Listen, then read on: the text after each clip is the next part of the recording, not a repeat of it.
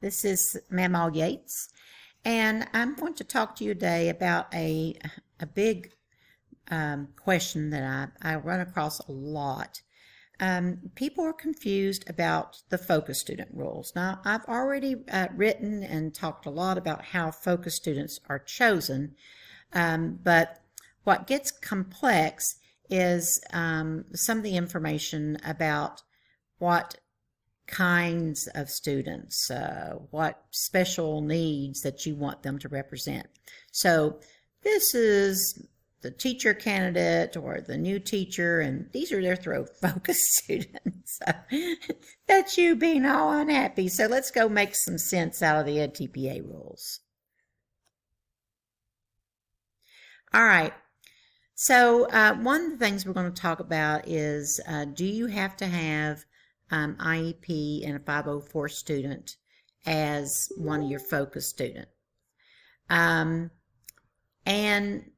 Or do all of your focus students have to be of a special population? Because these are the questions that I get a whole lot, and there's a ton of misunderstanding about it.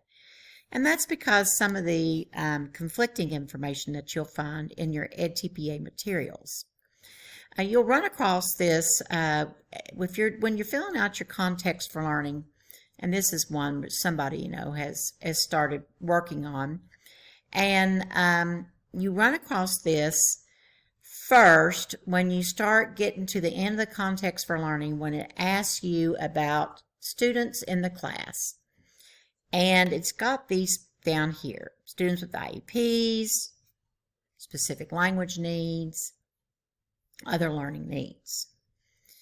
And it's really the part that gets confusing is right here, because it says in task 3 you will choose work samples from 3 focus students. At least one of the focus students must have an identified learning need.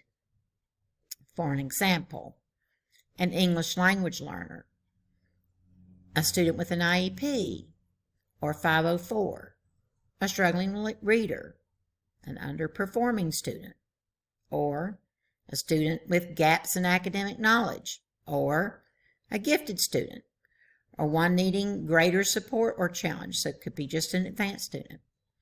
Then it's got this note here. California candidates, within your EdTPA, you must include an English language learner, a student with an identified disability, and a student with a student from an underserved education group. You need to meet this requirement once across your EdTPA task 1 through 4. This is confusing because it makes you sound like you've got to have all 3 of these as a focus learner. And then I also have people who get confused thinking that you're describing your focus learners in here, but this is not for that. This right part of your context for learning is for you to describe honestly anything about your population that fits. So if you don't have any 504 and IEP students, you're going to put NA, just like this person did. And if you don't have any students with language needs, you're going to put NA. And down here, if you've got 5 or 6 struggling readers, and you put struggling readers, and you put the number of students. Let's take a little closer look at this. It says within your EdTPA, this is for California, you must include English language learner, student with an identified disability, and a student from an underserved population. You only need to meet this requirement once across your EdTPA tasks 1, 2, 3, or 4. This confuses a lot of people because now they think, okay, I've got 3 focus students. One has got to be this, one has got to be this other, and one has got to be that. They live in California. Well, What if you don't have a child with an identified disability? So this makes no sense, and the reason it makes no sense is because that's not the correct interpretation of what this is supposed to mean. They want you to make sure that you talk about these things, and you need to replace this and with an or. Not and. Or. Okay. California candidates. This is from what they call the errata. Within your EdTPA, you must include an English language learner, a student with identified disability, and a student from an underserved education group. And it says here, California candidates, if you do not have any English language learners, then select a student who is challenged by academic English.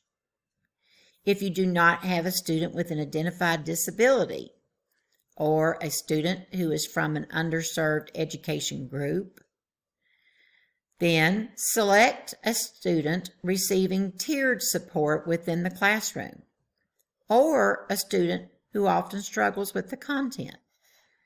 So we're just very back to the basics here of the same thing that everybody else in the country is doing.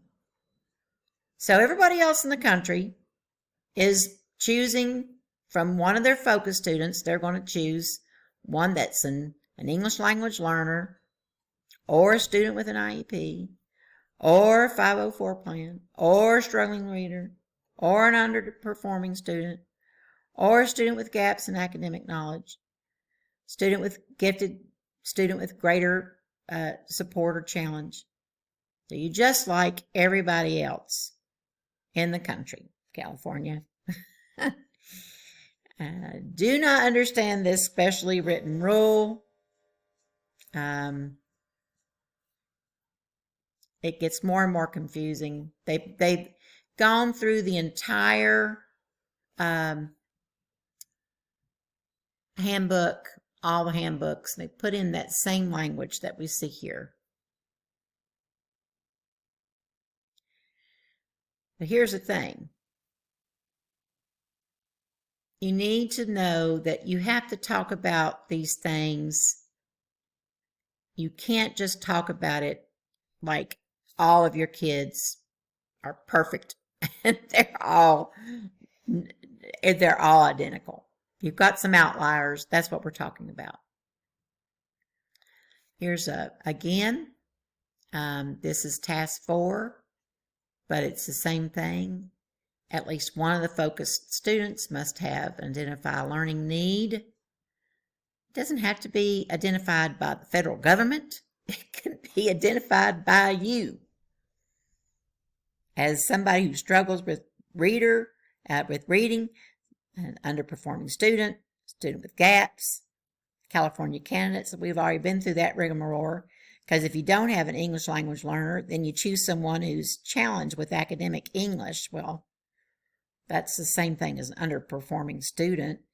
If you don't have a student with identified disability or from an underserved education group, well, then you just choose someone who's struggles with the content. Struggling learner, just like everybody else. So they've made these special rules, but honestly, and then to make things even more complicated, it doesn't really matter. So you see this stuff pop up in all over the place, and it gets everybody all wound up. Well, this is what I want to show you today. Regardless of how wound up you are, where is it you're supposed to put this information about your focus students? I already mentioned to you that your focus students are not labeled in your context for learning. So in your context for learning, you're not going to put, you're not going to put focus student 1. You're not going to put focus student 2, focus student 3. You're just describing like number of students that you've got, right? So this really brings us to the ultimate question. Now, where do I put this information about my focus students? Because we don't put it in the context for learning. It's not in there. Look at this is what you're supposed to put. For instance, if you had 2 students with visual processing, you put 2, just like the examples show. So these are not for you to identify your focus students. So the information is never requested in the context for learning. They do not ask you to identify which of these kids are the focus learners. And this is your template that you fill out for the assessment commentary. And it never asks which of these students has an IEP, which one is ELL. None of these questions has that. And you shouldn't put it there. You should just label them Focus Student 1, Focus Student 2, Focus Student 3. That's it. You're not going to say Focus Student 1 who has an IEP because they didn't ask for that. And so why would you tell it to them? I know you don't need to tell it to them because I've looked at the rubrics. I know the rubrics, like some people know, lots of things. Like some people know formulas in math, not me. I can tell you that it is not in the rubrics. So if you didn't mention anything about your IEP 504, which one is which, it wouldn't change your scoring. Well, how about condition codes? Well, we're not going to go and read through all these, but these are the condition codes. And whether or not you had said which focus student has an IEP, which focus student is a struggling reader, none of that is a condition code. So just don't worry about it. Stop worrying about this. If you've got some kind of professor that's saying you gotta, then do it. Make your professor happy. But I'm telling you, the best way to choose your focus students is to choose a focus student whose work sample demonstrates a learning pattern that you want to talk about.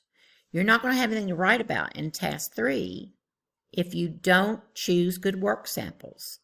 So choose good work samples and don't worry about the IEP in 504 because this is an example of where they made a rule, or what they call a rule, but they have no way to enforce it. Choose your focus students. Do not mention which one is which.